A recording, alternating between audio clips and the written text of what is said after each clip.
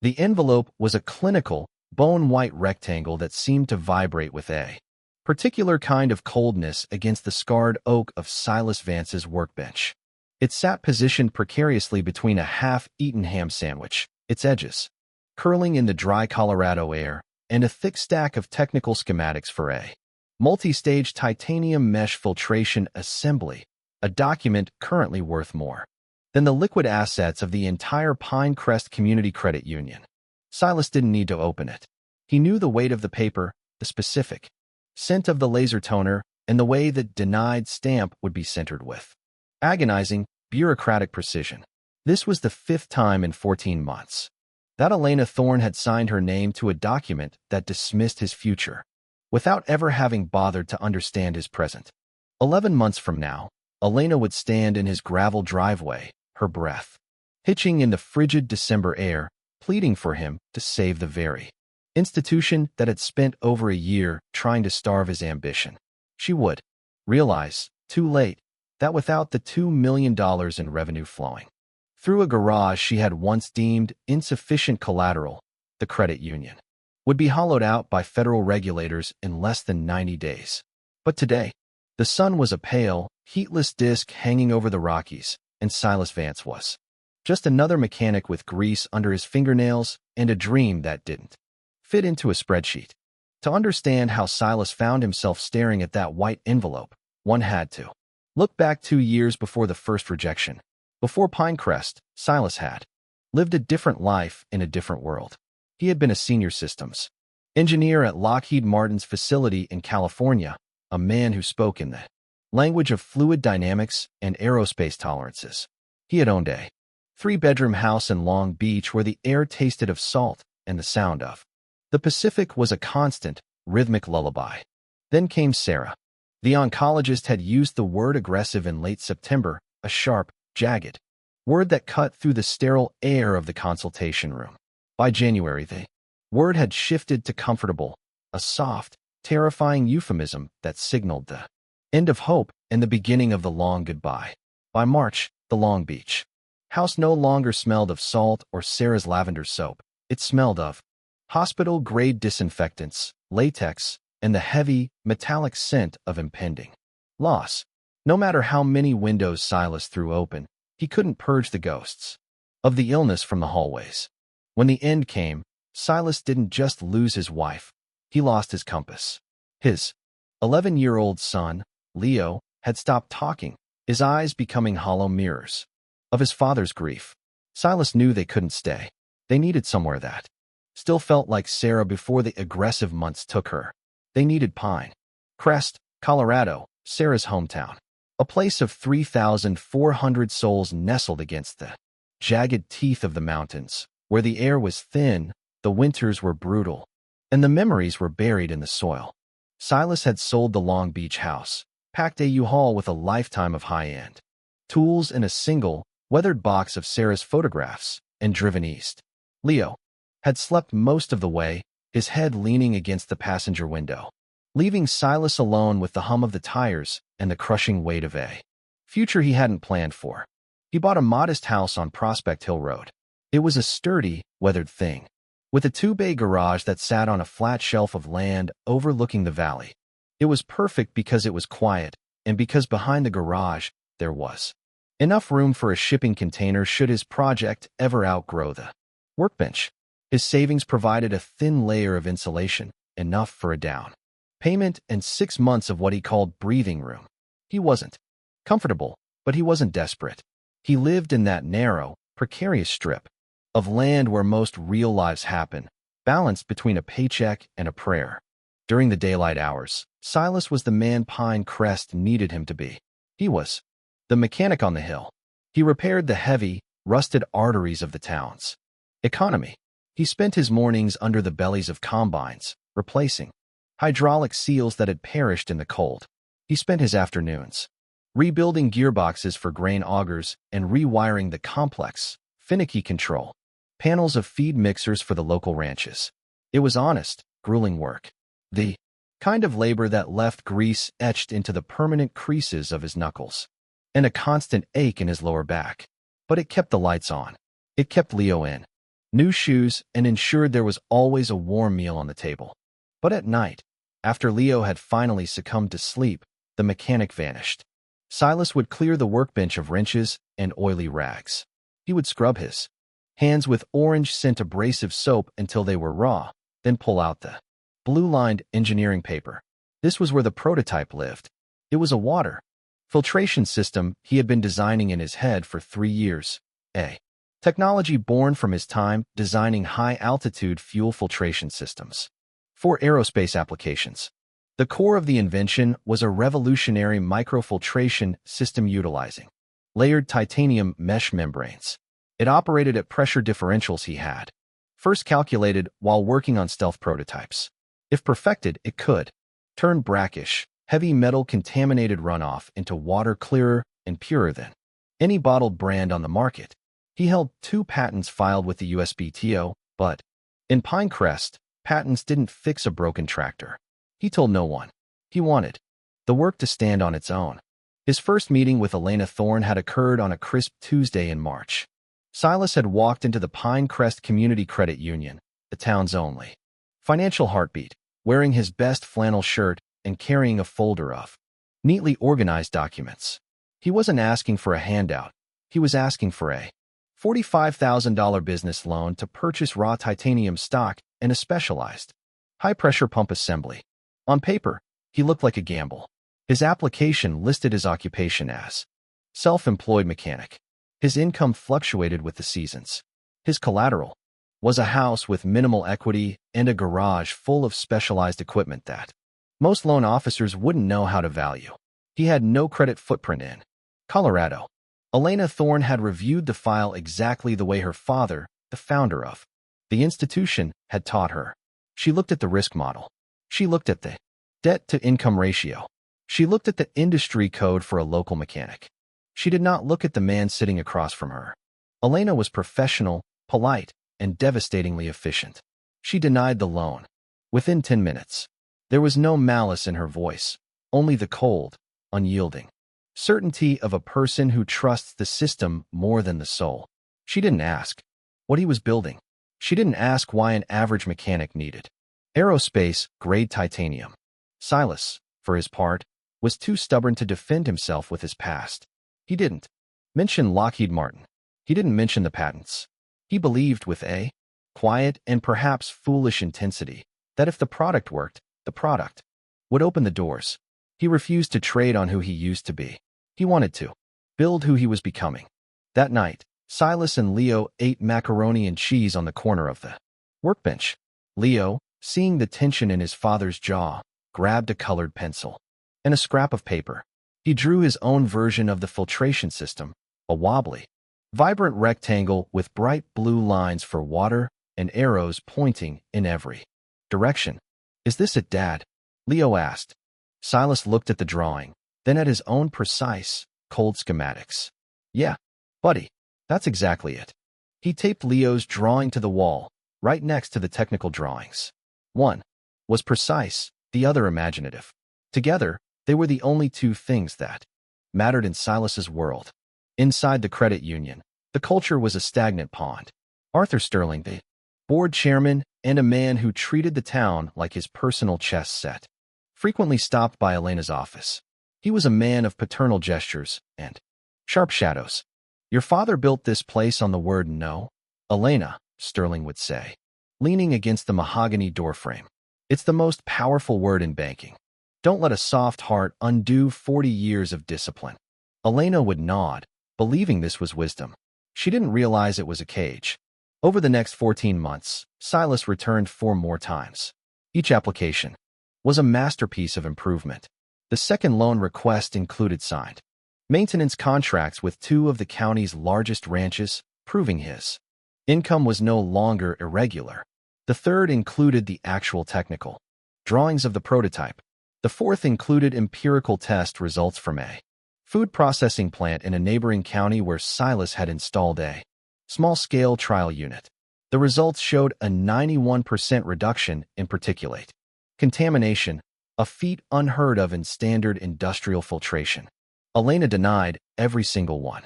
Each time, she felt a slight pang of something that felt like guilt, but she dismissed it as emotional interference.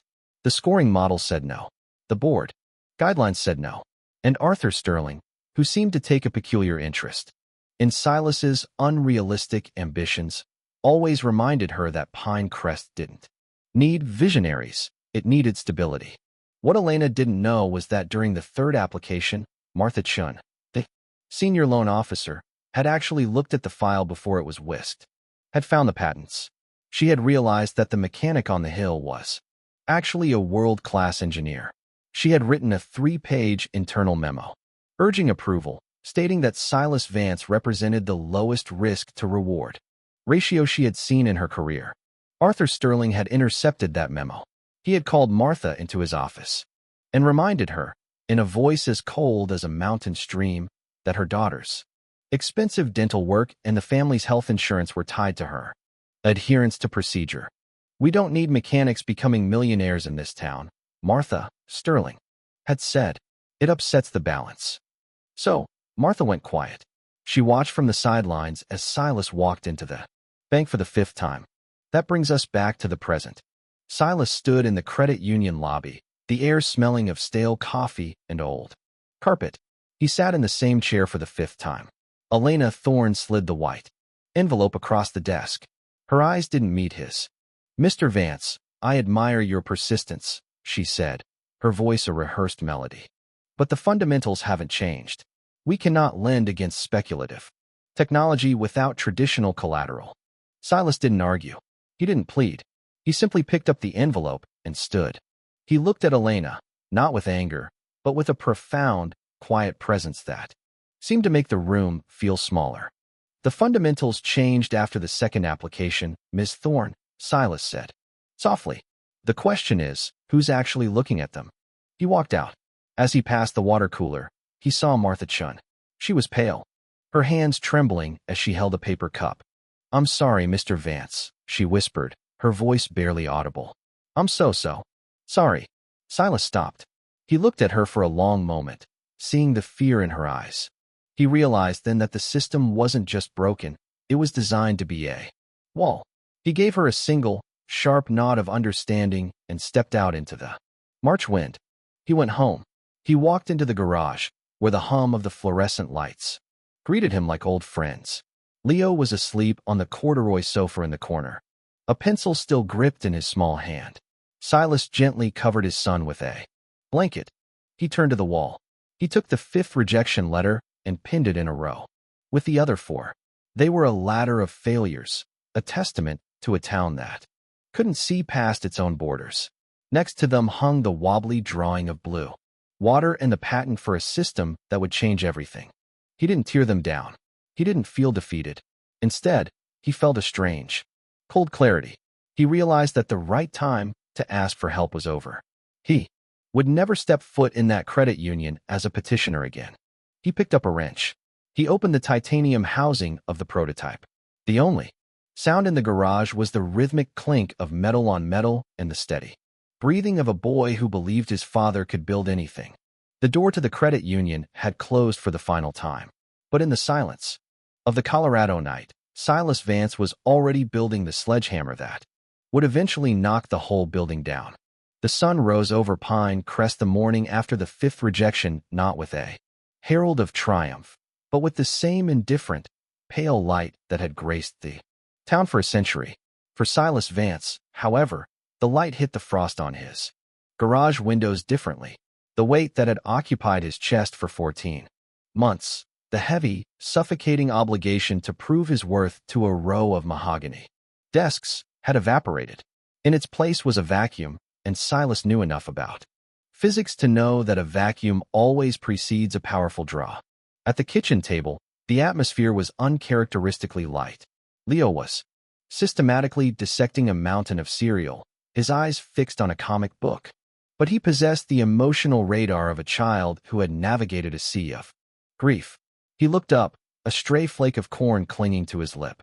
"You didn't go to the bank this morning," Leo observed.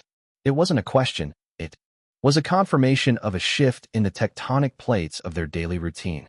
"I'm done with the bank, Leo," Silas said, pouring a cup of coffee that actually Tasted like something other than battery acid for the first time in weeks. Leo chewed thoughtfully, his young brow furrowed in a way that mimicked his mother's expression when she was solving a puzzle. Because they said no again? Because their no doesn't have anything to do with my yes, Silas replied. He sat down across from his son. I spent a year trying to get them to see the bridge I was building, but they're too busy staring at the river to realize. They're going to need a way across it. We're going to find a different way. A better way? Leo asked. A way where we don't have to ask for permission to exist, Silas said. That afternoon, Silas didn't crawl under a tractor. He didn't clear the grease from a gearbox. Instead, he sat at the scarred oak workbench, pushed aside a pile of gaskets, and opened a battered laptop. He bypassed his local contacts and reached out to a ghost from his previous life, Julian Jules Varga. Jules had been Silas's counterpart at Lockheed Martin, a man who perceived the world in terms of venture capital and exit strategies rather than fluid dynamics and thermal loads. Jules had left the aerospace giant 3 years prior to head a boutique green tech investment firm in Boulder called Apex Horizon. He was a man who didn't care about insufficient collateral if the intellectual property was revolutionary. Silas sent an encrypted file. It contained the 2 patents, the 91% particulate reduction data from the food processing plant, and a business plan written in the spare, muscular prose of an engineer. 3 hours later, the phone rang. Silas, you magnificent hermit. Jules's voice crackled with the energy of a man who lived on espresso and high-frequency trades. I thought you died and become a mountain man. I'm looking at these pressure differential charts. Are these real? Tell me you didn't fudge the titanium mesh tolerances. They're real, Jules. I've been running a pilot unit in secret for 6 months. I'm seeing flow rates that shouldn't be possible with this level of purity. The banks in that little town of yours must be throwing rose petals at your feet, Jules laughed. Silas looked at the row of 5 white envelopes pinned to his wall. They don't even know what a micron is, Jules.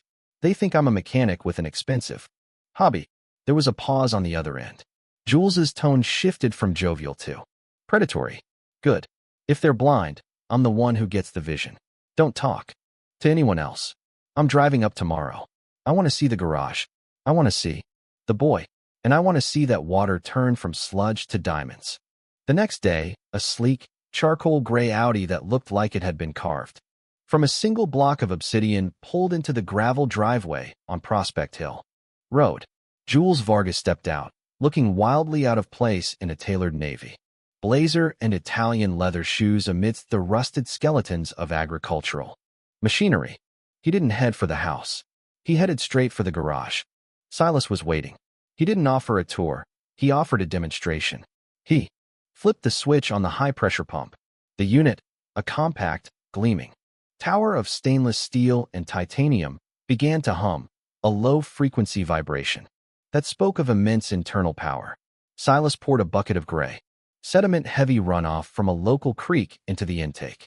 Seconds later, a stream of water emerged from the discharge valve. It was so clear it seemed to vanish against the backdrop of the white workbench. Jules didn't say a word.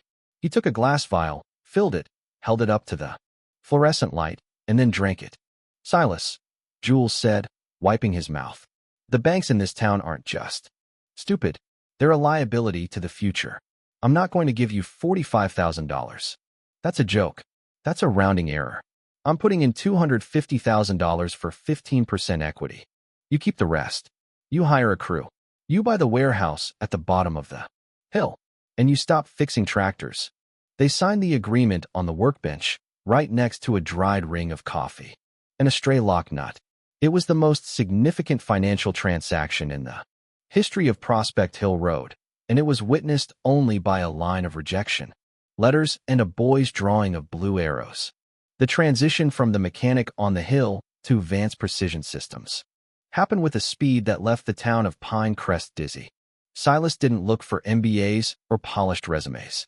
He looked for the people the town had discarded, much like the credit union had discarded him. His first hire was Marcus Webb. Marcus was 52, with hands like knotted oak and a permanent shadow of cold dust etched into the lines of his face.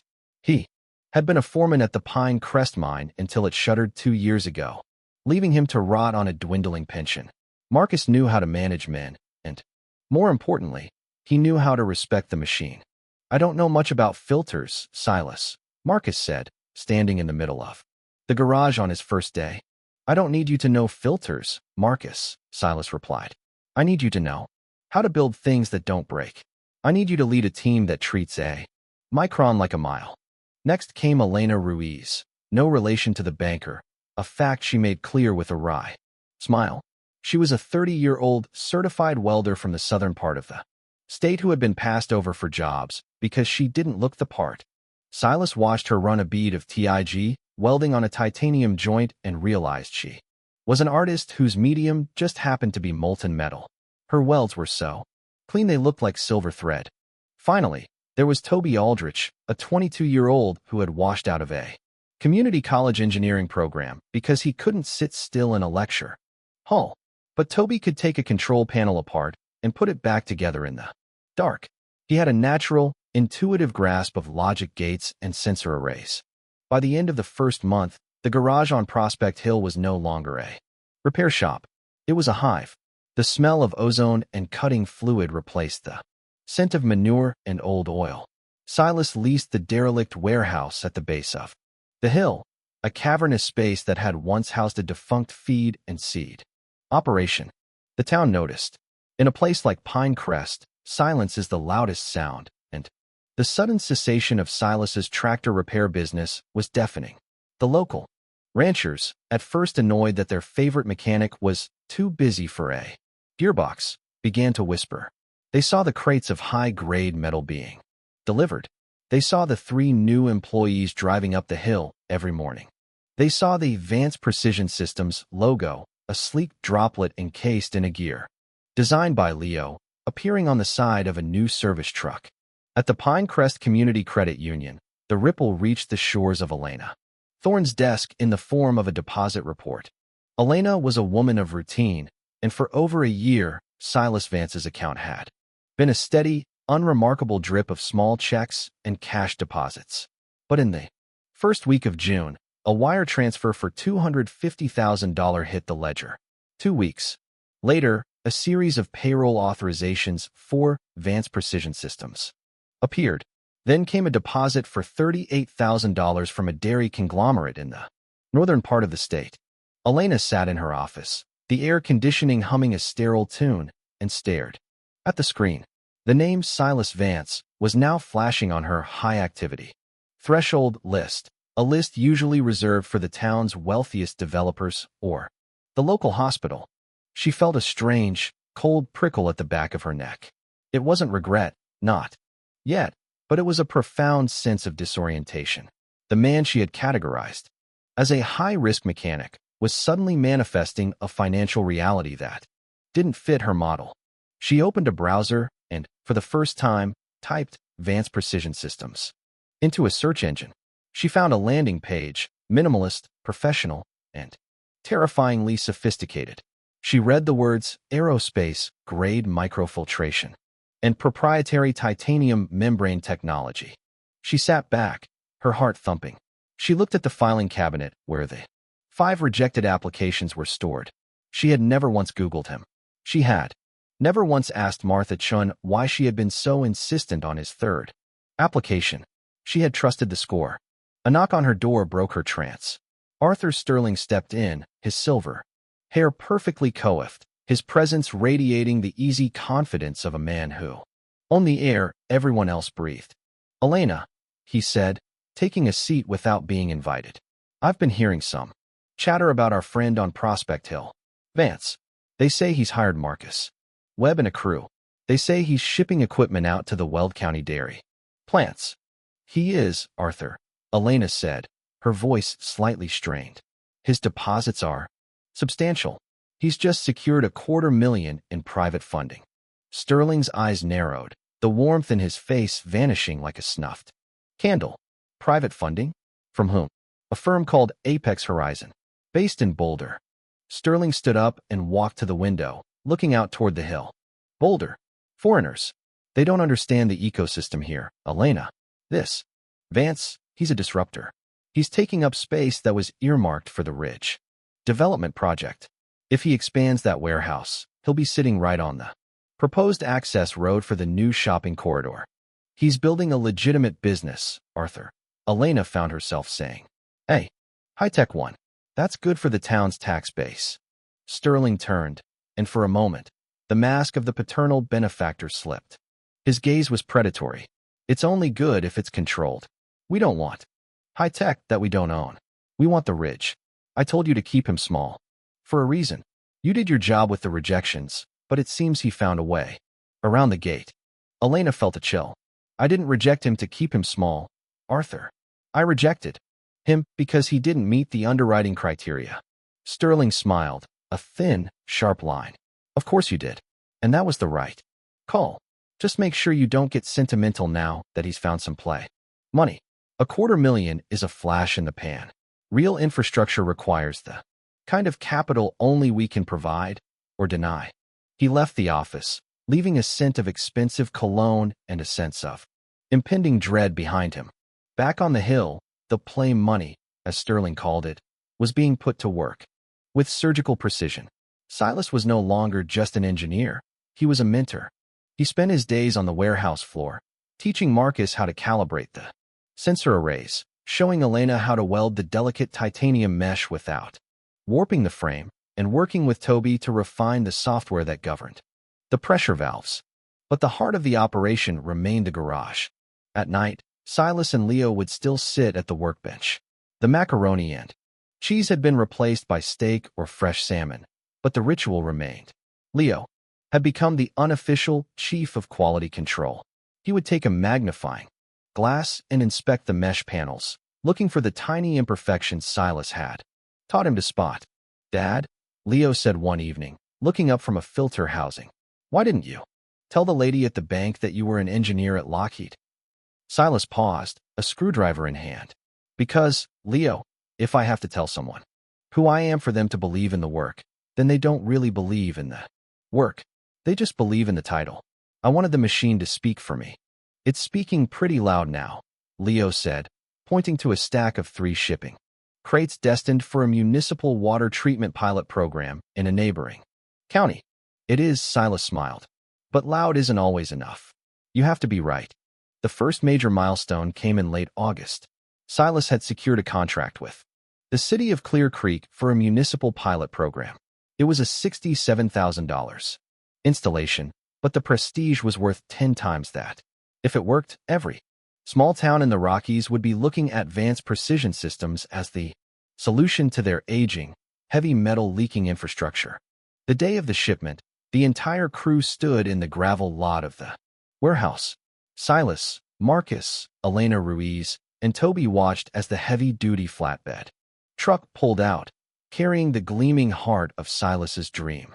Leo stood next to his father, wearing a miniature VPS work shirt. He waved at the truck until it disappeared around the bend of Prospect Hill Road. What now, Silas? Marcus asked, his voice thick with a pride he hadn't felt since the day he'd been promoted to foreman 20 years ago. Now, Silas said, looking toward the town of Pine Crest, we wait for the world to realize that the mechanic on the hill just changed the rules of the game. That night, Silas went to the credit union, not to the loan office, but to the teller window. He carried a check from the Clear Creek Municipal Authority. The teller, a young woman named Sarah who had seen Silas come and go for a year, with a look of pity, took the check. Her eyes went wide. She looked at the amount, then at the municipal authority seal, then at Silas. I need to deposit this into the business account, Silas said calmly. I'll need a manager's signature for an amount this large, Mr. Vance, she stammered. I know, Silas said. I'll wait. A moment later, Elena Thorne emerged from the back offices. She walked to the window, her face a mask of professional composure, though her hands were slightly stiff as she took the check. She looked at the document. It was a formal, undeniable acknowledgement of success. It was the product speaking, and it was speaking with a clarity that no risk model could ignore. She looked through the glass at Silas. He wasn't gloating. He wasn't angry. He was simply present, a man who had survived the worst the world could throw at him. and had built something beautiful from the wreckage.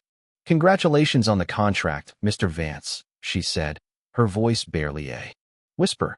"Thank you, Ms. Thorne," Silas replied. "It turns out the fundamentals were even stronger than I thought." He turned and walked out, the bell on the door chiming with a sound that felt like the ringing of a new era.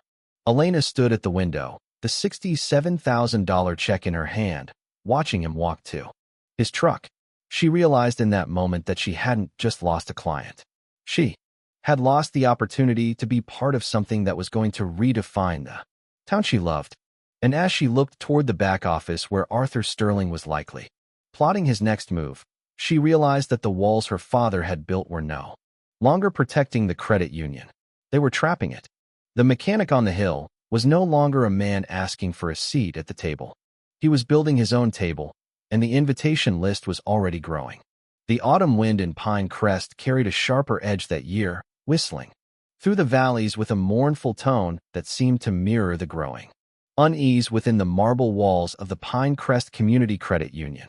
While the world outside watched the leaves turn to gold and copper, Elena Thorne felt as though she were watching the foundation of her life develop a series of hairline fractures that no amount of professional composure could seal. Success is often loud, but failure is a quiet, creeping thing. It begins with a missed deadline, a whispered conversation behind a closed door, and a spreadsheet that refuses to balance. For Elena, the first sign of the impending collapse didn't come from a dramatic event, but from a single, red-inked line on the quarterly portfolio report. The Ridge Summit Development Project, a $1.8 million commercial loan that Arthur Sterling had championed as the rebirth of Pine Crest, had missed its second consecutive quarterly payment. In a large metropolitan bank, a nearly $2 million delinquency was a headache for the legal department. In a community credit union with $28 million in total assets, it was a cardiac event. "It's just a supply chain hiccup, Elena," Arthur Sterling had told her a week earlier, his voice smooth as aged bourbon. He had been sitting in her office, legs crossed, looking every bit the town's patriarch. "The developer assures me that the steel shipments are back on track. They just need a bit of breathing room. A 90-day extension on the interest-only period will solve it." Elena had wanted to believe him. She had been raised to respect the hierarchy, to trust the men who had built the town. But the mechanic on the hill had changed her. Seeing Silas Vance build a high-tech empire out of a garage with nothing but $250,000 in venture capital had made her question the fundamentals she once worshipped. Silas was real. The Ridge Summit project, by contrast, felt increasingly like a ghost. One evening, after the tellers had gone home and the lobby was shadowed in the blue light of the security lamps, Elena stayed late. She didn't go to her office. Instead, she went to the vault and pulled the master file for the Ridge Summit development. She spent 4 hours cross-referencing the loan documents. She looked at the appraisals, the environmental impact reports, and the ownership disclosures. The deeper she dug, the more the air in the vault seemed to thin. The primary appraisal for the land, a rocky stretch of territory on the east side of town, had been conducted by a firm out of Denver that had since vanished. The value was listed at 3 times the market rate for surrounding parcels. But it was the ownership disclosure that stopped her heart. The development was owned by a shell company called Sterling Foothills, LLC. Arthur Sterling hadn't just championed the loan. He was the borrower. He had used the credit union's capital, the savings of local miners, teachers, and ranchers, to fund a project in which he held a 22% personal stake. He had sat in board meetings and voted to approve a loan to himself, disguised behind a curtain of legal jargon. And Silas Vance's warehouse, the one she had denied him the money to build, it sat directly in the path of the proposed utility easement for the Ridge project.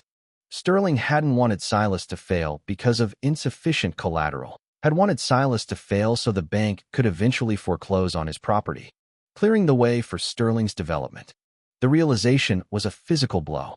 Elena leaned against the cold metal of the safety deposit boxes, her breath coming in shallow gasps. She had been a weapon in Sterling's hand. Every time she had signed a rejection letter for Silas, she had been unwittingly protecting Sterling's corruption. You won't find the truth in the folders, Elena. Elena jumped, spinning around to see Martha Chun standing in the doorway of the vault. The senior loan officer looked older than she had a month ago. Her shoulders stooped under the weight of a secret she could no longer carry. Martha, Elena whispered. What have we done? Martha walked into the small room and sat on a rolling stool. I tried to tell you. 14 months ago, during Vance's third application, I wrote a memo. I found his patents. I found his history at Lockheed. He was the safest bet we ever had. I never saw that memo, Elena said, her voice trembling. Because Arthur intercepted it, Martha said, her eyes filling with tears. He called me into his office. He told me that if I ever spoke of it, he would see to it that my pension was voided on a technicality. He knew Silas was a threat. Not a financial threat, a threat to his control. Silas doesn't owe anyone anything. Arthur couldn't have that in this town. Martha reached into her cardigan pocket and pulled out a folded, yellowing piece of paper. I saved a copy. I've had it in my nightstand for over a year. I've been a coward, Elena. I let him use me, and I let him use you. Elena took the paper. It was Martha's original assessment, a glowing endorsement of Silas Vance's technical competence and financial viability. It was dated over a year ago. It was the hidden truth that could have changed everything. Why tell me now? Elena asked. Because the Ridge project is failing, Martha said. The developer filed for Chapter 11 bankruptcy this morning in Denver. The $1.8 million is gone, Elena. Arthur played a game with people's lives, and he lost. The regulators will be here by Monday. The falling house was no longer a metaphor. It was a reality. The following Monday, the NCUA, National Credit Union Administration, arrived. They didn't come with sirens, but with briefcases and cold, analytical stares. Led by a lead examiner named Marcus Thorne, no relation, though he shared Elena's room. By Wednesday, the verdict was in. The credit union's net worth had dropped below the required 7%. They were classified as undercapitalized. The $1.80 million loss on the Ridge project had hollowed out their reserves. You have 90 days, Marcus Thorne told Elena, and the board was absent, claiming a sudden bout of pneumonia. 90 days to do what? One of the board members asked, his voice cracking. We will move to conservatorship. We will fire the board, terminate the management, and force a merger with a regional bank. Pinecrest will lose its only local financial institution. Elena sat at the head of the table, looking at the empty chair where Arthur Sterling should have been. She felt a cold, hard resolve crystallizing in her chest. The fear was gone, replaced by a searing clarity. I know where the money is, Elena said softly. The board looked at her. Silas Vance, she said. The irony was a jagged pill. The man who had been rejected 5 times was now the only person with enough liquid capital to save the people who had spurned him. But first, there was the matter of the house cleaning. Elena didn't wait for Sterling to recover from his illness. She spent the next 48 hours compiling a dossier. She worked with Martha to document the suppressed memo. She pulled the property records showing Sterling's hidden ownership in the Ridge project. She gathered the evidence of the inflated appraisals. On Friday morning, she called an emergency board meeting. She presented the evidence with a clinical, icy precision. She didn't raise her voice. She didn't show anger. She simply laid out the architecture of a betrayal. The board, many of whom had been Sterling's friends for decades, sat in stunned silence as the myth of their leader crumbled. By noon, they had voted unanimously to remove Arthur Sterling as chairman and to bar him from the premises. They authorized Elena to refer the findings to the State Division of Financial Services for a formal investigation into fiduciary fraud. As Sterling's personal effects were packed into cardboard boxes, Elena stood on the sidewalk, watching the wind whip through the town. She knew that removing the cancer didn't cure the patient. The $1.8 million hole was still there. The 90-day clock was still ticking. She went to her car and drove up Prospect Hill Road.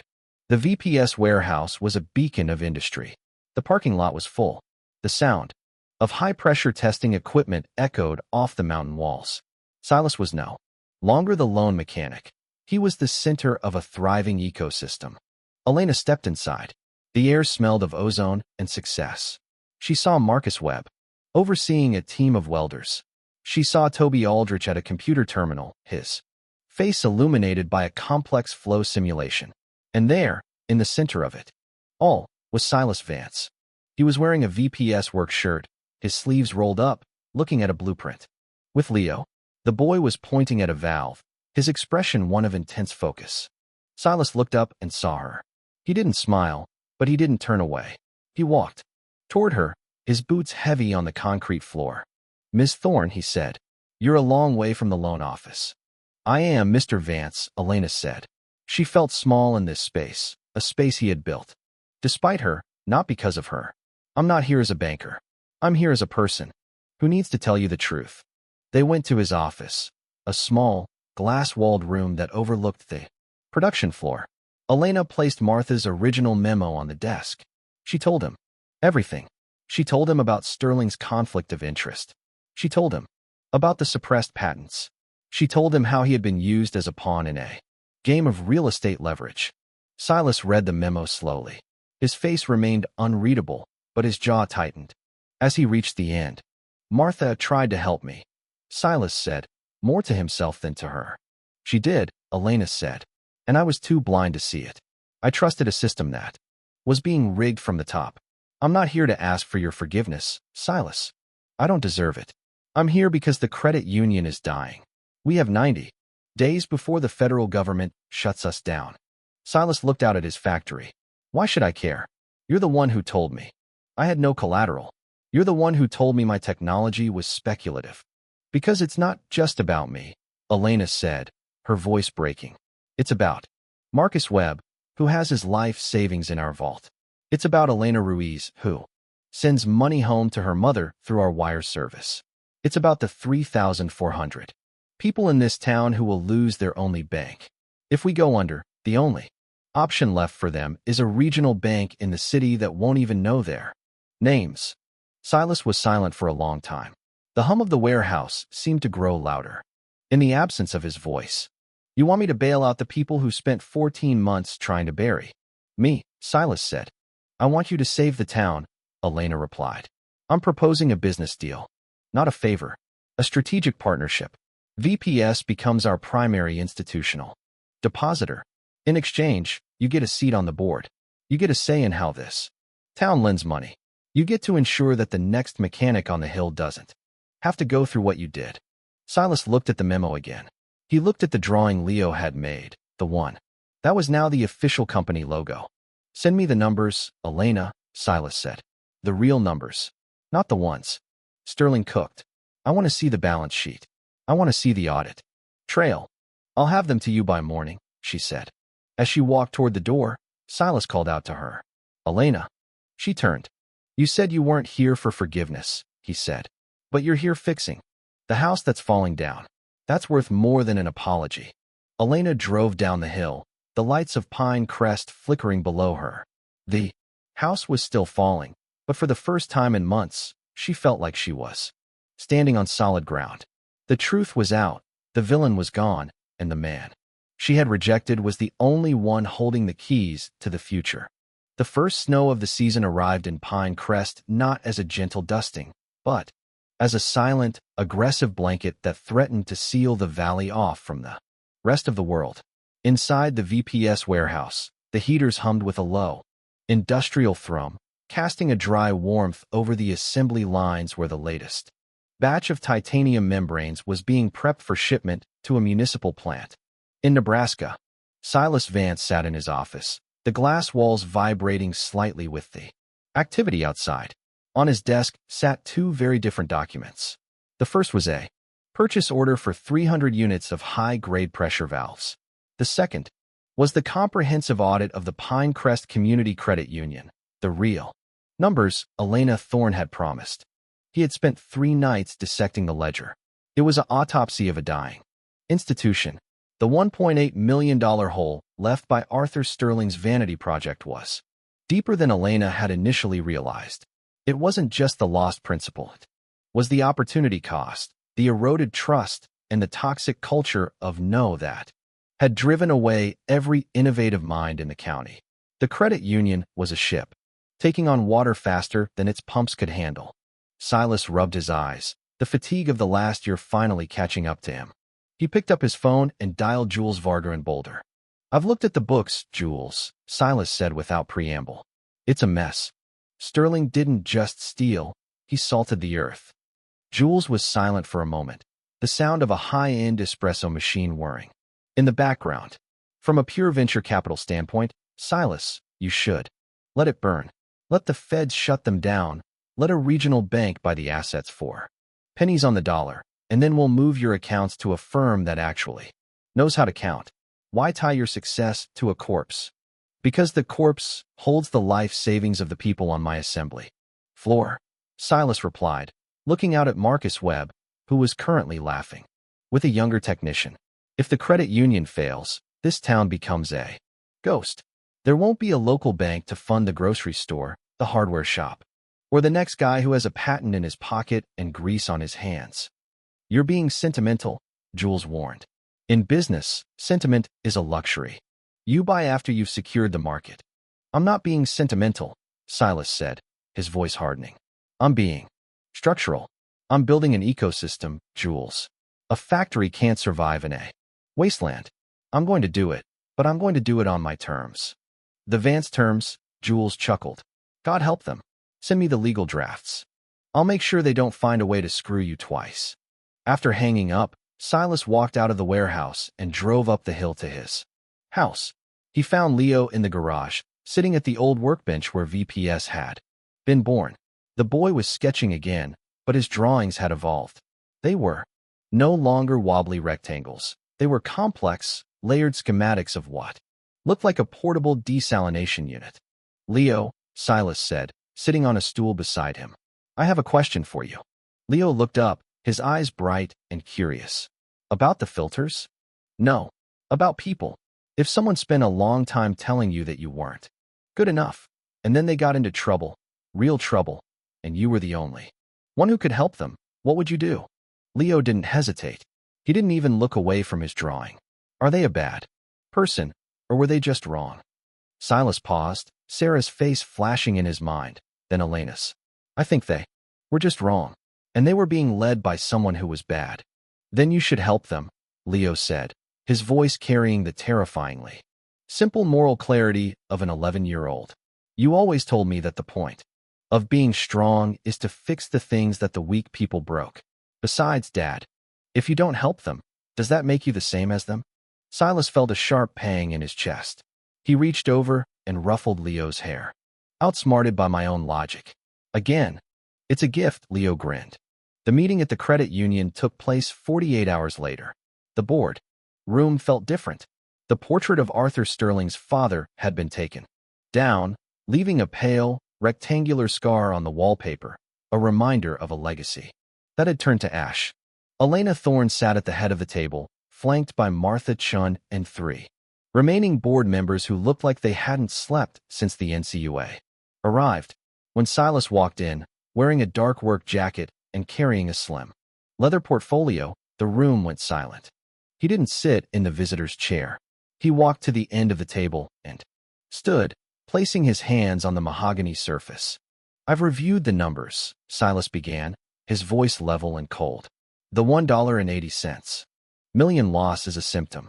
The disease is your underwriting model. You've spent 40 years looking at people as liabilities to be managed rather than assets to be developed. If I put my money in this vault, I'm not just bailing out your balance sheet. I'm buying the right to change the way you think." One of the older board members, a retired rancher named Miller, cleared his throat. "Now hold on, Silas. We appreciate the help, but we have regulations. We have procedures." "Your procedures led you to the brink of federal takeover," Silas interrupted. "Your regulations allowed a chairman to rob you blind while you were busy, denying a $45,000 loan to a man with 2 patents and a proven prototype. The old way is dead. It's buried under the Ridge Summit bankruptcy." He opened his portfolio and slid a document across the table to Elena. "This is the VPS agreement," Silas said. "I will deposit $2.1 million into a restricted capital reserve account today. that will satisfy the NCUA's immediate requirements and restore your well-capitalized status. A collective sigh of relief rippled through the board, but Silas wasn't finished. In exchange, he continued, I want 3 things. First, Martha Chun is to be promoted to Vice President of Lending, with final sign-off authority on all commercial files. Second, Elena Thorne remains CEO, but she will report to a newly formed advisory board, of which I will be the chair. Third, we are retiring your scoring model. From today, we implement what I call the Vance Standard. Elena looked at the document, then up at Silas. What is the Vance Standard? It's a qualitative shift, Silas said.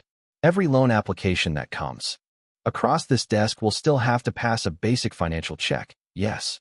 But the primary question will no longer be, what is your collateral? The primary question will be, what are you building? We will hire technical consultants, engineers, agronomists, tradespeople to evaluate the viability of the work, not just the thickness of the file. We are going to lend to the builders, not the speculators. Martha Chin's eyes lit up with a spark of hope Silas hadn't seen before. Elena, however, looked at the board members, seeing the fear of the unknown etched in their faces. You're asking us to become a venture capital firm, Silas, Elena said. I'm asking you to become a community credit union again, Silas countered. A place where a man's reputation and the quality of his work mean more than a credit score generated by a computer in Delaware. If you want my millions, you accept the standard. If not, the NCUA is only 2 blocks away. I'm sure they'll enjoy the liquidation. Elena didn't look at the board. She looked at Silas. She saw the man she had rejected 5 times, and she realized that he wasn't looking for revenge. He was looking for a partner. He was giving her the chance to be the banker her father had intended her to be before Sterling had twisted the vision. She picked up a pen. I'll sign. Elena, wait, Miller started. No, Miller, she said, her voice firm. Silas is right. We've been guarding a fortress that turned out to be a cage. It's time to open the gates. The implementation of the Vance Standard was not a smooth process. It was a chaotic, grueling overhaul of every internal system the credit union possessed. For the first 30 days, the staff worked 12-hour shifts. Silas was there every evening after the warehouse closed, sitting in a cubicle with Martha and Elena, rewriting the loan manuals. They fired the appraisal firm that had worked for Sterling. They replaced them with a local network of retired engineers and successful business owners who understood the unique challenges of a mountain economy. The first test of the Vance Standard came in the form of a man named Caleb Vance. No relation, a common name in the valley.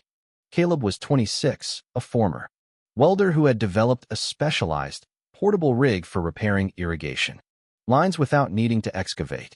He had been rejected by 3 regional banks because he operated out of the back of a 1998 Ford F-150 and had insufficient history. 10 minutes. Under the Vance Standard, Silas personally drove out to a ranch where Caleb was working. He watched the young man operate the rig. He looked at the metallurgical bonds of the repairs. He asked Caleb how he planned to scale the business. 2 days later, Silas sat in the credit union conference room with Elena and Martha. The numbers are thin, Martha admitted, looking at Caleb's bank statements. He has $3,000 in savings and a truck that's held together by hope and duct tape. And the work? Silas asked. The work is genius, Martha said, smiling. I spoke to the rancher. He said, Caleb saved him $20,000 in crop loss by fixing the line in 4 hours instead of 4 days. He's already got a backlog of 6 other farms. Then the answer is yes, Silas said. Give him the $30,000 he needs for the new rig, but on one condition. He takes a basic business accounting course at the community college, and we provide him with a VPS-vetted mentor for his first 6 months. Elena signed the approval. It was the first Vance loan. Word spread through Pine Crest like a wildfire. The mechanic on the hill hadn't just saved the bank. He had opened the vault. Within weeks, the lobby was full of people who hadn't stepped inside in years. A woman wanting to start an organic greenhouse, a carpenter with a design for modular, energy-efficient mountain cabins, a group of miners looking to start a reclamation services company. The culture of no was being systematically dismantled, replaced by a cautious, rigorous how. But the transition wasn't just professional, it was personal. One evening, deep into the second month of the 90-day window, Silas and Elena were the last two people in the building. A blizzard was howling outside, rattling the large plate glass windows of the lobby. Silas was at a desk, reviewing a stack of agricultural grant applications, while Elena was finishing the monthly report for the NCUA. "They're going to pass us, Silas," Elena said, her voice tired but triumphant. She leaned back in her chair, rubbing the back of her neck. "The examiners are actually impressed. They've never seen a capital restoration this fast, or a loan portfolio this unconventional." Silas looked up, the glow of the desk lamp casting long shadows across his face. Unconventional is just a word people use for things they didn't think of. First, Elena stood up and walked over to his desk. She stood there for a moment, looking at him. "Why did you do it, Silas? Really? You could have taken your money to Denver. You could have lived a very comfortable life without ever seeing my face again." Silas put down his pen. He thought about the Long Beach house. He thought about the smell of hospital sheets and the way Sarah's hand had felt in his, the way hope had slowly leaked out of the room. "When I came here," Silas said softly, "I was looking for a place where things still made sense. I was looking for Sarah's town. But when I got here, I found a place that was just as broken as I was. It was just broken in a different way. I realized that if I wanted this place to be the home Sarah remembered, I had to build it myself. I didn't save the credit union for you, Elena. I saved it because I didn't want the last piece of her world to disappear." Elena felt a lump in her throat. She realized then that Silas Vance was a man who didn't build machines, he built legacies. He was an engineer of the human heart as much as of titanium membranes. "I'm sorry," she whispered. It was the first time she had said it without the context of a business meeting or a memo. "I'm sorry for being part of the things that were broken." Silas stood up. The distance between them was small, just a few feet of carpet. "In a year of pain." He looked at her, and for the first time, the mechanic and the banker labels felt irrelevant. They were just two people standing in a storm, trying to keep a light on. "You're not part of the broken things anymore, Elena," Silas said. "You're the one holding the hammer now. Just make sure you use it to build, not to hit." The moment was interrupted by the sound of a snowplow clearing the street. Outside, its yellow light flashing against the windows. The spell broke, but the air in the room had changed. By the end of the third month, the NCUA officially closed their file. Pinecrest Community Credit Union was no longer undercapitalized. It was well-capitalized, with a growth trajectory that was becoming a case study for rural banking. Arthur Sterling's house on Main Street went up for sale. He had fled to Arizona, leaving behind a trail of lawsuits and a reputation that had been completely erased by the rising tide of the Vance Standard. On a Saturday in late November, Silas held a small gathering at the VPS warehouse to celebrate the shipment of their 1,000th filtration unit. The entire town seemed to be there. Marcus, Elena Ruiz, Toby, Martha Chun, and dozens of local families. Leo was at the center of a group of kids, showing them how the prototype worked. With the same passion Silas had, Elena Thorne arrived late. She wasn't wearing a suit. She was wearing a thick wool sweater and jeans. She walked up to Silas, who was standing by the loading dock, a cup of coffee in his hand. "We just approved the loan for the daycare center," she said, a genuine smile lighting up her face. Martha found a way to use the building's future energy savings as a form of secondary collateral. It was brilliant. Silas nodded, looking out at the crowd. "The standard is working." "It is," she said. She hesitated, then looked at him. Leo, told me. You're working on something new." "Desalination." "It's a project," Silas said, a glint of the old aerospace engineer appearing in his eyes. "A big one. It's going to need a lot of support." "Well," Elena said, stepping closer to him, her shoulder brushing his. "I know a bank that's looking for something worth building." Silas looked down at her, and for the first time in 2 years, the shadows in his eyes seemed to lift. He looked at his son, his factory, and the woman standing beside him. Good, Silas Vance said. Because I'm just getting started. The June air in Pinecrest was a living thing. Crisp, scented with the resinous perfume of lodgepole pines and the damp, cool promise of snowmelt running high. In the creeks, it was a season of aggressive green where the valley seemed to be making up for the long, white silence of winter. But on Prospect Hill Road, the most significant growth wasn't happening in the soil, it was happening in the heartbeat of the town itself. Vance Precision Systems had outgrown the startup label months ago. The warehouse at the base of the hill was now a 3-shift operation. The small, dedicated crew of 4 had expanded to a workforce of 24. There were technicians from the city, yes, but the majority were locals, men and women who had spent their lives believing the best days of Pinecrest were in the rearview mirror, now finding themselves at the cutting edge of global environmental technology. Silas Vance stood on the mezzanine of the warehouse, looking down at the floor. The scene below was a symphony of precision. Elena Ruiz was leading a team of 3 younger welders, their masks down, the brilliant blue-white arcs of their torches illuminating the stainless steel frames like captive stars. Marcus Webb was moving between the assembly stations with a clipboard, his face no longer shadowed by the despair of the mine closure, but etched with the quiet authority of a man who knew he was essential. In the center of the floor sat the Titan 7, the industrial-scale version of the prototype Silas had once built in secret. It was a monolith of engineering, destined for a drought-stricken region in California. It was more than a machine. It was a $400,000 testament to the fact that the mechanic on the hill had been right all along. Silas felt a presence beside him. He didn't have to turn to know it was Elena Thorne. She had a way of moving now that was different from the stiff, clicking heels of the lone officer he had first met. She walked with a grounded confidence, her presence no longer defined by the desk she sat behind. The shipping manifest for the California project is finalized, she said, leaning against the railing next to him. She wasn't wearing a suit today. She wore a VPS-branded fleece and work boots. The deposit cleared this morning. $2.1 million in the Capital Reserve, Silas. We've officially doubled our institutional floor in less than a year. Silas watched a forklift move a crate of membranes. The numbers are good, Elena, but they aren't the point. I know, she said softly.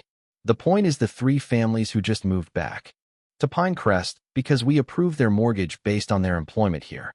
The point is the Main Street hardware store opening a second location because the town actually has a circulating economy again. She turned to look at him. I'm heading to Denver tomorrow for the Banking Association conference. They've asked me to give the keynote on the Vance Standard. They want to know how a tiny credit union in a dying mountain town became the highest performing institution in the state. Silas smiled, a rare, genuine expression that reached his eyes. What are you going to tell them? I'm going to tell them the truth, Elena said.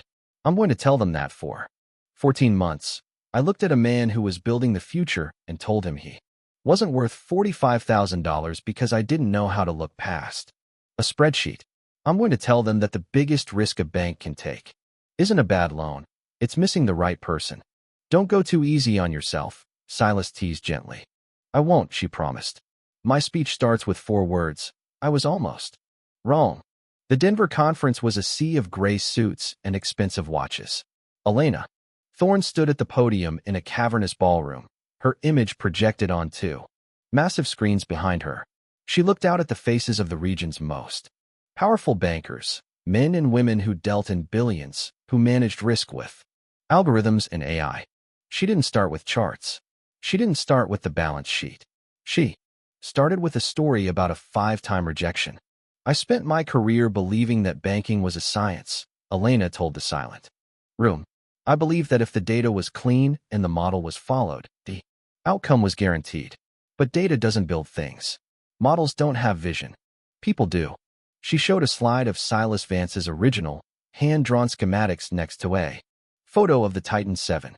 I denied my best client 5 times because he didn't fit the template, she said, her voice echoing with a hard-won honesty. I saw a mechanic where I should have seen an engineer. I saw a garage where I should have seen a laboratory. If you leave this conference with one thing, Let it be this. Stop asking what your clients have. Start asking what they are building. Because the moment you lose your curiosity, you lose your purpose. When she finished, the silence lasted for 5 full seconds. Then, the room erupted. It wasn't just polite applause. It was the sound of a profession, realizing it had forgotten its own soul. A week later, life in Pinecrest had returned to its rhythmic, productive hum. It was Saturday, and the town's farmers market was in full swing. The air smelled of roasted chilies, fresh peaches, and cedar wood. Silas was walking through the stalls with Leo. The boy had grown 3 inches in the last year. He carried a bag of heirloom tomatoes and a crate of peaches with the easy strength of a kid who spent his weekends helping out in a warehouse. They ran into Elena near a stall selling local honey. She was laughing at something the vendor said, her hair caught in the breeze. When she saw Silas and Leo, her face transformed. The professional mask was completely gone now, replaced by a warmth that felt as natural as the sunlight. Leo looked at Elena, then at his father, then back at Elena. He had been quiet for most of the morning, lost in his own thoughts. "Is this the lady?" Leo asked, his voice ringing out clearly over the chatter of the market. Silas froze, a jar of honey in his hand. "Leo, is this the lady you said was just wrong and not mean?" Leo continued, his eyes wide and honest. "The one who fixed it." The surrounding stalls went quiet. Several locals, some of whom worked at the warehouse, others who had just received Vance Standard loans, turned to listen. Elena didn't flinch. She didn't look embarrassed. She knelt down so she was at eye level with the 11-year-old boy. "Yes, Leo," she said, her voice steady and kind. "I'm the one who was wrong. Very wrong. And I've been trying every day since then to fix it. Do you think I'm doing a good job?" Leo studied her for a long moment, the gravity of his father's engineering mind apparent in his gaze. He looked at the way she looked at Silas, and the way Silas looked at her. "Yeah," Leo said finally. "I think you fixed it. My dad says that if someone's wrong, they should get a chance to fix it. That's what engineers do." He reached into his bag and pulled out a particularly perfect peach, handing it to her like a peace offering. "You can have this one. It's the best one in the box." Elena took the peach, her eyes shimmering. "Thank you, Leo. That means more to me than the speech in Denver." As they walked away, the geometry of their relationship shifted. It was no longer about the credit union or the warehouse. It was about the three of them, navigating the crowded market as a unit, a small, emerging constellation in the center of the town. The final closing of the circle happened on a warm Tuesday afternoon in June. Elena drove up Prospect Hill Road, a folder of new loan applications in the passenger seat. These were the difficult ones, the ones that didn't quite pass the automated check but had that something that required Silas's technical eye. She arrived early. The warehouse was quiet, the first shift having just ended. She drove past the large industrial building and up to the original house. The garage door, the place where the 5 rejections had once been pinned to the wall, was open. She didn't see Silas. Instead, she saw Leo. The boy was sitting cross-legged on the concrete floor, surrounded by a sea of blue-lined paper. He was drawing with an intensity that made her heart ache. His blueprints had evolved significantly. The lines were straight, the notations were in a precise, neat hand, and the logic of the flow rates actually made sense. He was designing a small-scale, solar-powered filtration unit for individual wellheads. Elena didn't wait for Silas to come out. She stepped into the garage, the familiar scent of oil, metal, and old corduroy greeting her like a memory. She sat down on the cool concrete next to Leo. "That's an interesting manifold design, Leo," she said, pointing to a corner of his drawing. Leo looked up, surprised, then smiled. "It's for high silt areas. It self-cleans, using the back pressure from the sun pump." "Brilliant," she said. She picked up a blue pencil from his box. "But if you angle this intake valve 5 degrees to the left, wouldn't you reduce the friction loss in the primary line?" Leo looked at the drawing, squinting. He took the pencil from her, made a few quick marks, and then nodded.